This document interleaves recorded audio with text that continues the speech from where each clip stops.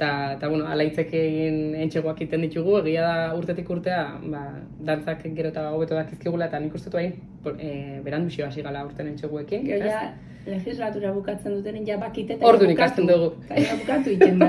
Ikasten dugu.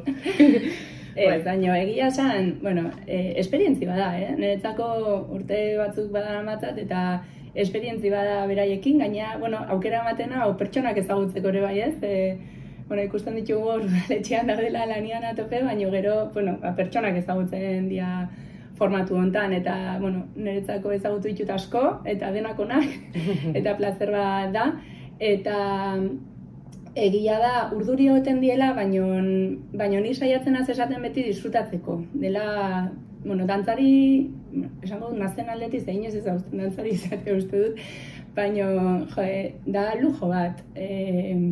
Nire ustez, herriko ordezkari bezala plazan zai egoten geha beraiek aterarte, eta gure ordezkariak dira, eta lujo bat edo plazerra da bertan dantzatzean ikala ikusten dut, eta esaten diet saiatzeko disfrutatzen.